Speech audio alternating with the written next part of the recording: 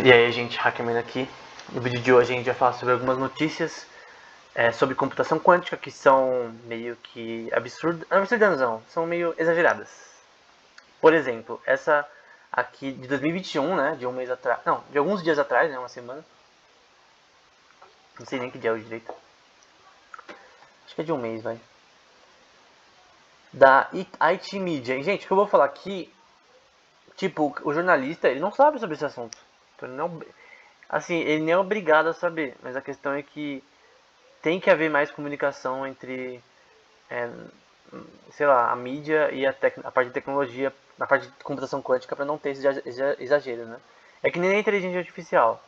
Tipo, por exemplo, eu tava vendo uma palestra do Kai-Fu Lee, daquele livro Inteligência Artificial, lá da publicado infelizmente pela editora Globo, mas que na versão em inglês é AI Superpowers, né?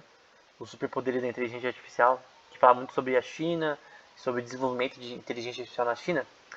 Ele fala numa palestra dessa questão, né, que tipo a Facebook, né, tipo, post na mídia sobre inteligência artificial, a maioria, né? Inteligência, inteligência artificial do Facebook criou nova linguagem, nova linguagem de programação, ou nova linguagem, tipo uma nova língua, tipo estilo Tolkien, né? Estilo do livro do Senhor dos Anéis. Criou uma nova língua, enfim. Gente, não, nada a ver. Por exemplo, a novo robô chamado, eu não sei se é Sarah, Sophie, eu acho que é Sophie. Aquele robô Sofia, novo robô de inteligência artificial tem quase a inteligência de um ser humano.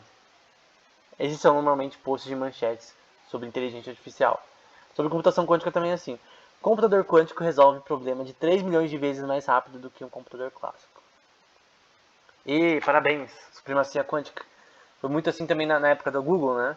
A Google falou que atingiu a supremacia quântica lá no paper delas.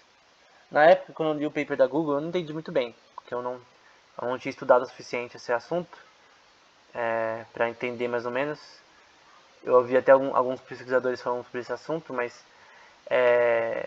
a IBM constatou aquilo lá, né? Eu até fiz vídeo no canal sobre esse assunto, que a IBM ela meio que falou, não, o que você fez não é tudo isso, né? E a Google recentemente tentou fazer a mesma coisa, mas de novo foi cortada. Então, isso aqui, gente, não. Os computadores quânticos atuais não estão melhores do que o computador clássico. E o que essa manchete talvez mostre é que, sei lá, ela mostra talvez uma noção totalmente meio utópica que não existe ainda. Não é mentira, mas é meio que uma. Não é tão acurado. E uma coisa ali também, recozimento quântico, gente. Sabe? Um método chamado recozimento quântico. Uma dica também para jornalistas: não traduzam palavras que vocês não conhecem, né? Porque recozimento não é uma palavra muito correta aí, né? Para ser usada como tradução. Soa meio estranho, né? Parece que eu tô cozinhando um qubit, né? Enfim.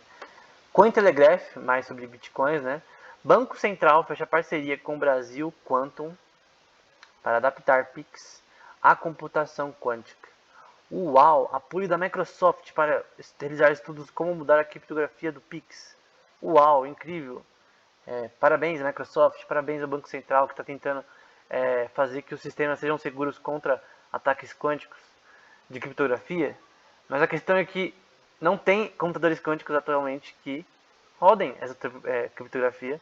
Não, que rodem essa criptografia e que quebrem a criptografia atual.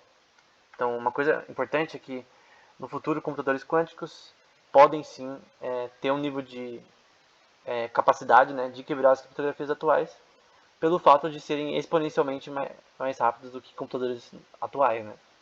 Mas mesmo assim,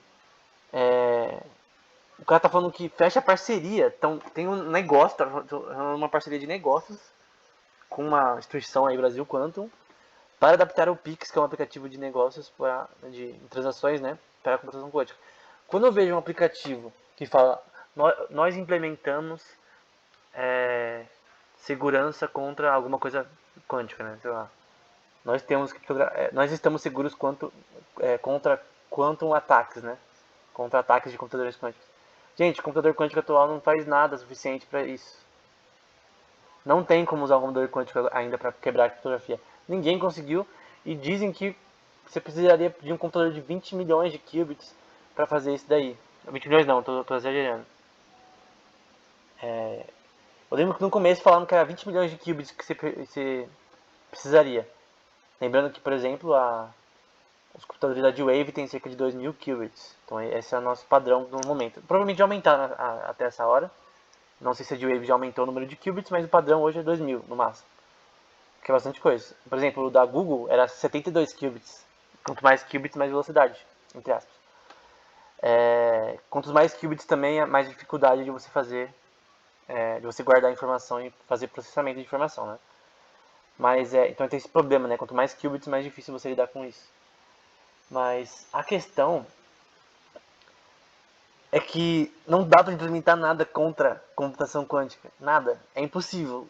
Não importa o que você use, todos os algoritmos atuais eles não vão funcionar quando for lançado um computador quântico que consiga quebrar criptografias. Porque vão ser algoritmos diferentes do que a gente tem atualmente. Não vai ser o algoritmo de Shor, não vai ser o algoritmo de Grover, vão ser algoritmos diferentes. Como já citei anteriormente, vão ser algoritmos que a gente não conhece ainda. Porque os algoritmos de Grover e de Shor, eles não fazem nada por enquanto. Eles não conseguem, por enquanto, quebrar nenhuma criptografia. Então, é uma coisa importante, isso. Novo experimento pode determinar se o universo é um computador. Aí é coisa de físico, na verdade, né? Tecmundo. Ok, normal, Tecmundo. Eu gosto do Tecmundo, principalmente dos vídeos. Mas, gente, não. Simplesmente não. Não. Esse tipo de manchete, tipo, num artigo é diferente você ler isso daqui. Não vai ser um título assim, numa palestra também é diferente. Por exemplo, tem uma palestra no Instituto de Computação Quântica, que ela foi dada há 7 anos atrás, sobre, por exemplo, a relação com física quântica e viagem no tempo. E é um assunto, tipo, eu não acredito em viagem no tempo, isso é impossível, sei lá. Mas é um assunto legal de você ver, né? Um pesquisador falando sobre as possibilidades, enfim, embora pra mim seja impossível. É diferente, mas quando um Tecmundo lança uma dessa, não dá, né? Cientistas devem estar atentos aos riscos de evidências enganosas, né? Aqui é uma coisa importante, que eu vou falar no próximo vídeo. Aqui não é muito relacionado a notícias extravagantes, mas a questão de lidar com notícias também que não sejam tão corretas. Então o Jornal da USP, né, falou aí de um artigo da Delft University, se não me engano, uma instituição que na verdade tem um curso ótimo de computação de Quantum Machine Learning. E, na verdade eu só estou fazendo esses vídeos por causa desse curso sobre Quantum Machine Learning que a Delft University fez. Mas eles escreveram um artigo recentemente sobre o uso dos férmions de marihuana, alguma coisa assim,